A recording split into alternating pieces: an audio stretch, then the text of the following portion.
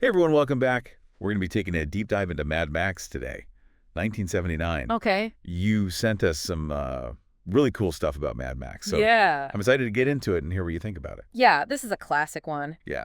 I think probably one of the first films that really struck me in terms of just how real it felt, for a dystopian film. Mm-hmm. It felt very grounded in this is a potential future, and I think that's what makes it so fascinating and terrifying at the same time. Right. Yeah, it's like a plausible dystopia, Exactly. which is, I think, more scary than something that's just totally out there. Definitely. Yeah, it's like you can see the seeds of it already planted in the way society is going and the way we treat the environment and each other. Right. And the movie wastes no time throwing you right into this world. No, it doesn't. They're just immediately hit with this lawlessness and this... Yeah, the opening chase scene. Yeah. It's just like a punch in the gut. It's like you said, no time waste. You're right in there with Max and the main force patrol. Yeah, and there's something about Mel Gibson's performance as Max that I think is really interesting too, because he's not like your typical action hero. No, he's very understated. Yeah. He's not like a Schwarzenegger or a Stallone kind of character. He's got this kind of quiet intensity about him. Right, yeah, and so much of his performance is conveyed through, like you were saying, just his look, his face. His eyes. His eyes, yeah. Yeah, exactly. You can see the toll that this world is taking on him just in his expression. Yeah. And it's interesting because he starts out as this symbol of order. He's a cop. He's trying to uphold the law. Right. He's one of the few who's actually trying to... Exactly. And then as the film progresses, you see him kind of descend into this almost like vigilante justice kind of thing. Yeah. Where the lines start to blur between him and the criminals he's chasing. Right. And it makes you wonder if, like, in that kind of world, is that the only way to survive? Yeah. Is that the only way to maintain any semblance of order or justice? Right, right. And it's like the world itself is pushing him towards that edge. Pushing him over the edge, yeah. Yeah, and then you see that reflected in the supporting characters, too. Yeah, absolutely. Like his wife, Jessie, and his partner, Goose. They're like this little island of normalcy.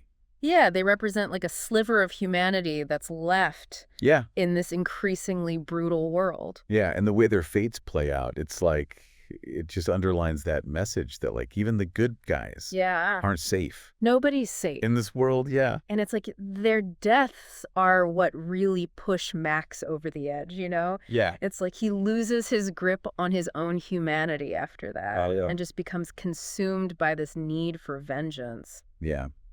Okay, well, so we've talked about the characters and kind of the tone of the world. I mean, one thing we cannot talk about Mad Max without talking about is... The cars? The cars. The cars are... Oh, the cars. Amazing. Yeah, they're iconic. Yeah, and they're such a huge part of, like, the visual language of the film. Absolutely. I mean, I know a lot of people who've never even seen Mad Max. Yeah.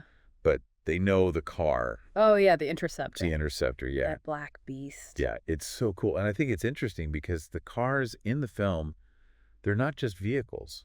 They're like extensions of the characters. Yeah, they're almost like their own characters in a way. Right. They represent power status. Yeah. Survival, in a world where resources are scarce. Yeah.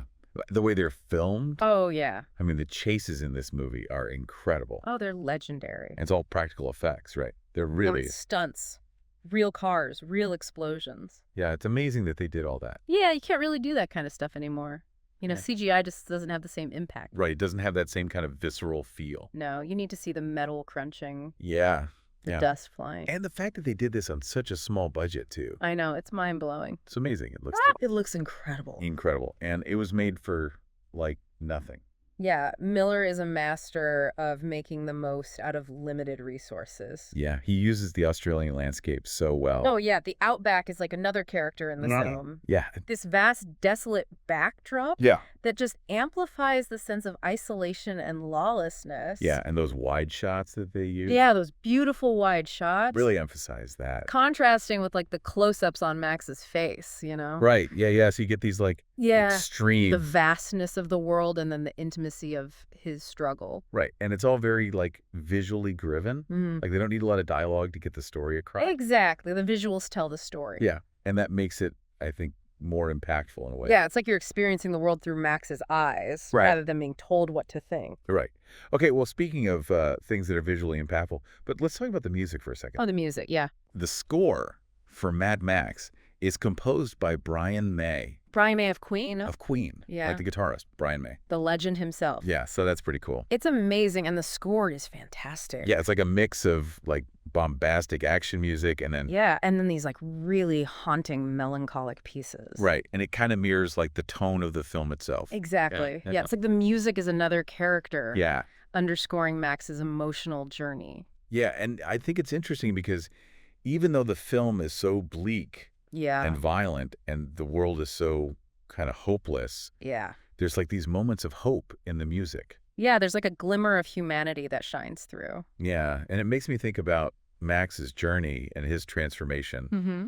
Like how much of it is driven by revenge and how much of it is like clinging to some kind of purpose. Or, Yeah, like a reason to keep going in Yeah. this crazy world. Yeah, is he just trying to survive or is he actually trying to like make a difference? Yeah, is there any hope left for him, you know? Yeah. Or is he just consumed by the darkness? Yeah, that's a good question. I think it's probably a combination of both, you know? He's definitely driven by this primal need for revenge. Mm-hmm. But I also think there's this part of him that's searching for meaning, you know? Yeah. In a world that's lost all sense of order and justice. Yeah, like he's trying to create his own justice. Exactly. Yeah, he's like a one-man army trying to right the wrongs that he sees. And it makes you think about like how much of that is him just going crazy Yeah. and how much of it is like him actually trying to do something good. Yeah, is he a hero or a villain, you know? Or is he just somewhere in between? Right. And it kind of brings us back to that idea of the film's relevance today. Mm-hmm. You know, we see a lot of the same things happening in the world today, like, Yeah, absolutely. like social unrest. Social unrest, climate change, Yeah. economic inequality. Yeah. It's like Miller tapped into something that's timeless, you know? Yeah. These fears that we have about the collapse of society. Right. Like, is this a warning? I think it definitely serves as a warning, you know? It's not like a preachy film. Right. It's not trying to tell you what to think, Right. but it's definitely holding up a mirror to our own flaws. Yeah. And it's interesting because even though it is so bleak Yeah. and violent and depressing, there are these moments of hope. Yeah, there are. Like you see characters like Fifi McAfee. Yeah, the lone female cop who's Huh? still trying to do her job. Yeah, she's like Yeah. holding on to some semblance of order. Yeah, she represents like this little flicker of hope in Yeah. this dark world. And even Max himself, like he Yeah. has these moments where you see like a glimmer of compassion. Yeah, when he helps that family escape. Yeah. You know, he could have just left them to their fate, Right. but he chooses to help them. Right. And it's like, even though he's gone through all this trauma Mm-hmm. and he's so full of rage, Yeah. there's still something human in there. Yeah, he hasn't completely lost himself, No. which I think is important. You Yeah. know, it gives us some hope that even in the darkest of times, there's still a possibility for redemption. Okay, so we talked about the visuals. Mm-hmm. We talked about the music. Yeah. We can't forget about the sound design. Oh, yeah, the sound design is incredible. It's so visceral. Yeah. Like you really feel those engines roaring. Those screeching tires, the explosions. It's like you're right there in the wasteland. Yeah, and I think there's one scene that always sticks out to me.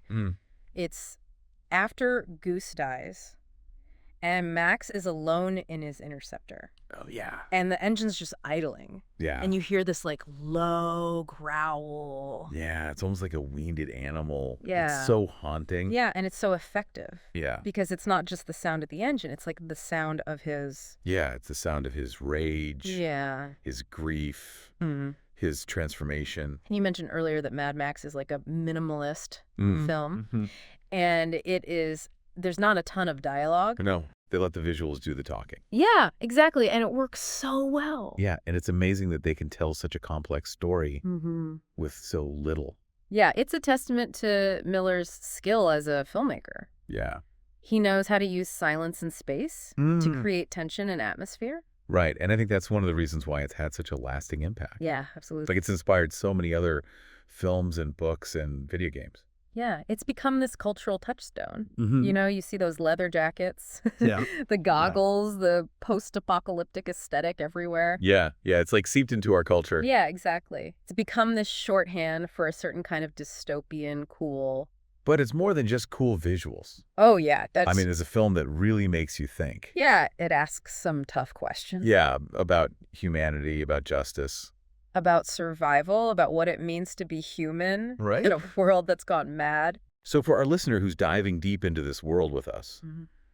what are some of the things they should be paying attention to? Well, I'd say pay attention to the details. Mm-hmm. You know, the film is full of little visual cues that tell you a lot about the characters and the world. Like what?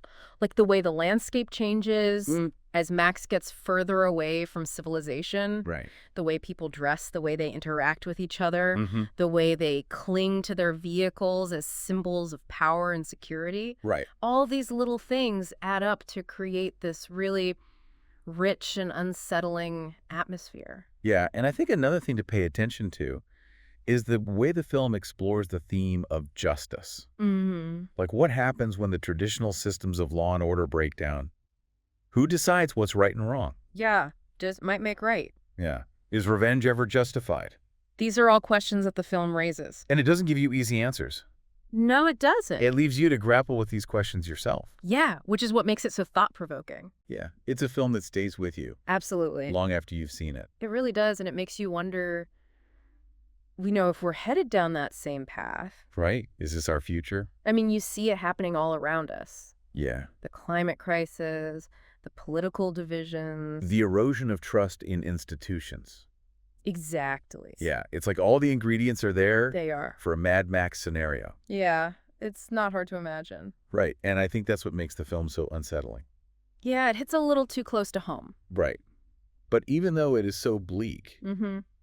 it's not entirely hopeless. No, it's There are these glimmers of hope. Yeah, like that scene with the gyro captain. Oh, yeah. Remember him? Yeah. The guy with the crazy flying machine. Yeah, he's like this eccentric inventor who's created this little community out in the wasteland. Yeah. And they're like surviving. Yeah, they're thriving. Yeah. They found a way to make it work. Exactly. And it shows that even in the midst of all this chaos, Mm. there's still a possibility for human connection. Yeah. For community. For hope. Yeah. And Max himself, Yeah. he has these moments of compassion. Mm-hmm. Like when he helps that family escape. Exactly. He could have just driven off into the sunset. Yeah, he could have just given up. But he doesn't. He chooses to help them. And I think that says a lot about his character. It does. It shows that he hasn't completely lost his humanity. Yeah, there's still some good in him. Yeah. He's not just a vengeful machine. No, he's still capable of caring about other people. Right. And I think that's ultimately the message of the film. Mm-hmm. It's that even in the darkest of times, Yeah. there's still hope. There's still a choice to make. Right. We can choose to give in to the darkness. Yeah. Or we can choose to fight for something better. Yeah, to fight for the future. To fight for each other. And I think that's a really powerful message. Yeah, it is. And it's one that's more relevant than ever. Yeah. Absolutely. So for our listener who's been on this deep dive with us into Mad Max, we want to leave you with this thought. What choices will you make? Yeah, in a world that feels increasingly Mad Maxian, Will you be a force for good? will you stand up for what's right? Or will you succumb to the chaos? The choice is yours. It always is. And that's it for our deep dive into Mad Max 1979. Hope you enjoyed the ride. Thanks for listening.